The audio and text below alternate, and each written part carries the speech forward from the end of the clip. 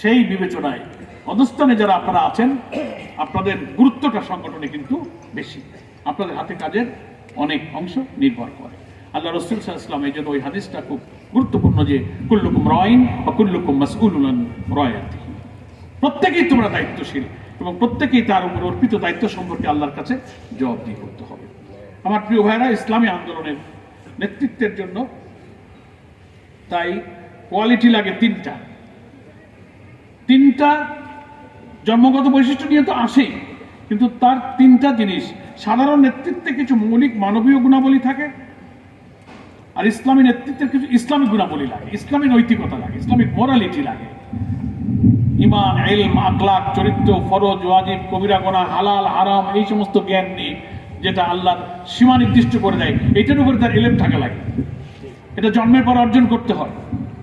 আর এইসব না পড়লেও মানুষের মধ্যে জন্মগত কিছু মৌলিক মানবীয় গুণাবলী থাকে, ধৈর্য, সহ্য, সদাচরণ, সততা। বহু অমুসলিম লোক পাবেন যারা মিথ্যা বলেন, আছে কিনা নেই বলেন, যারা ওয়াদা রক্ষা করে, আমানত রক্ষা করে, টাইম ঠিক রাখে, কিন্তু ওটা তো ইসলামের গুণ, ওটা তো মুসলমানদের গুণ, ওটা অমুসলিমদের মধ্যে অনেকে কিন্তু আছে। এই মৌলিক মানবীয় গুণ আর ইসলামী নৈতিকতা এটা যুক্ত হয়, তার সাথে যুক্ত হয় জাগতিক কিছু গুণাবলী, বৈষয়িক জ্ঞান, বিজ্ঞান, প্রযুক্তি। যে সময়ে আমরা রাজনীতি করছি, যে সময় সংগঠন করছি, তার সমস্ত এই যে কম্পিউটার, ভাষা জ্ঞান, ড্রাইভিং, কোন সময় কোন টেকনোলজি পৃথিবীতে আসছে, সেই সব জ্ঞান, বিজ্ঞান, সভ্যতা, প্রযুক্তিকে ধারণ করে চলতে পারা।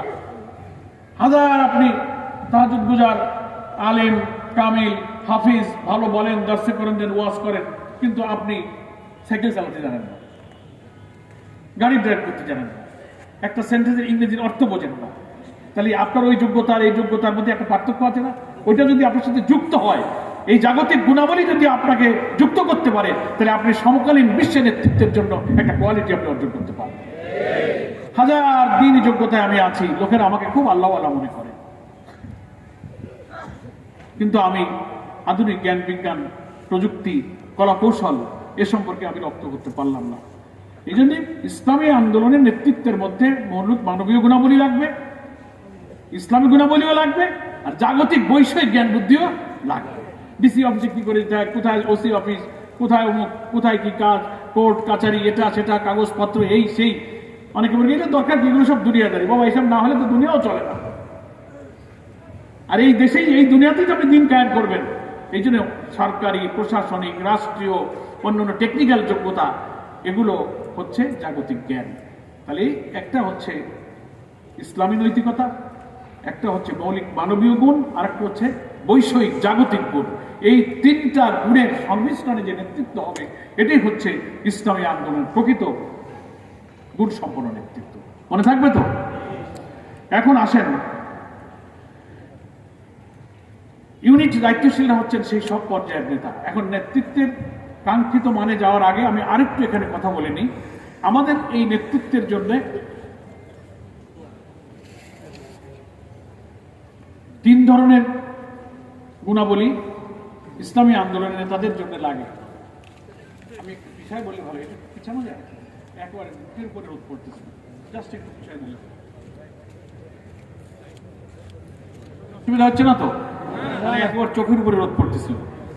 তো একটা হচ্ছে রাজনৈতিক যোগ্যতা, একটা হচ্ছে দ্বীনি যোগ্যতা, আর একটা হচ্ছে সাংগঠনিক যোগ্যতা। কয়টা বললাম? ব্যাখ্যা করার টাইম হবে না, কারণ আমাকে শেষ করতে হবে নির্দিষ্ট সময়, আমার আর একটা প্রোগ্রামে যাওয়া। এই তিনটা গুণ ওই নেতৃত্বের মধ্যে যুক্ত হতে হবে। ওই যে বলেছেন কাঙ্ক্ষিত, কাঙ্ক্ষিত মানে কি? যা আকাঙ্ক্ষা করা হয়, যা চাওয়া হয়, ডিজায়ারেবল, যা কামনা করা হয়। তো ইসলামী সংগঠনের নেতৃত্বে যারা ইউনিটে থাকবেন, ওয়ার্ডে থাকবেন, থানায় থাকবেন, ইউনিয়নে থাকবেন, জেলায় থাকবেন, মহানগরে থাকবেন, সবাই তো নেতা। প্রত্যেকের মধ্যে এই তিন ধরনের যোগ্যতার সমাবেশ থাকতে হবে। কি বলেছি? একটা সাংগঠনিক যোগ্যতা, একটা দ্বীনি যোগ্যতা, একটা হলো রাজনৈতিক যোগ্যতা। সাংগঠনিক যোগ্যতা তো বোঝেন, বৈঠক করা, রিপোর্ট তৈরি করা, পরিকল্পনা করা, বৈঠক চালানো, মুহাসাবা, সমস্যা হলে ফেস করা, কর্মী বাড়ানো, দুর্বলকে সক্রিয় করতে পারা, ইয়ানাত কি করে বাড়ানো যায়, ইউনিট কি করে বাড়ানো যায়, এই যে কলাকৌশলগুলো, এটার নাম হচ্ছে সাংগঠনিক যোগ্যতা। মনে থাকবে তো? এটা সংগঠনের কাঙ্ক্ষিত একটা গুণ। এটা না হলে মানে বড় আপনি আলেন, মাদ্রাসার প্রিন্সিপাল, কিন্তু কোনো বৈঠক চালাতে পারেন না, রিপোর্ট তৈরি করতে পারেন না। এটা কি আমাদের কাঙ্ক্ষিত নেতৃত্ব হলো? এটা হলো সাংগঠনিক যোগ্যতা। দুই হচ্ছে দ্বীনি যোগ্যতা। দ্বীন হচ্ছে আমাদের ইসলাম, আল্লাহর এই বিধান সম্পর্কে তার কিছু এলমি জ্ঞান ন্যূনতম একটা লেভেল পর্যন্ত থাকা লাগবে। খুব বৈঠক চালাতে পারেন, ভালো বক্তৃতা করতে পারেন, খুব সুন্দর হাতের লেখা, খুব রিপোর্ট দিতে পারেন, কিন্তু কোরআন তেলাওয়াত সহি না। ইমামতি করতে দিলে পিছনের লোকেরা বলে যে হুজুরের কেরাত শুদ্ধ না, জানাজার নামাজ জানেন না। একটা বিয়ে পড়াতে গেলে বলে ভাই আমি হলি কি হয়, আমি কোনোদিন বিয়ে পড়াই নেবো, আমি পারি না।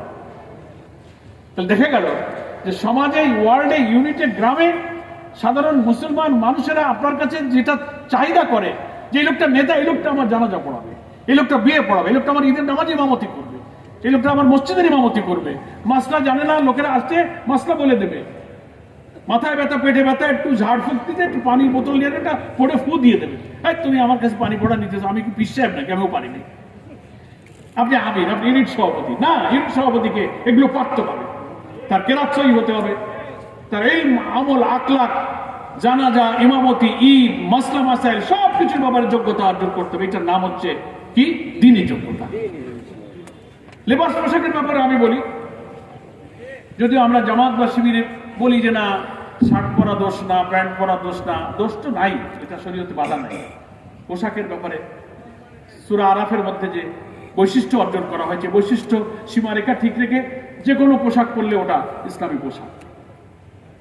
লেবাসুত তাকওয়া, আল্লাহকে ভয় করে আল্লাহর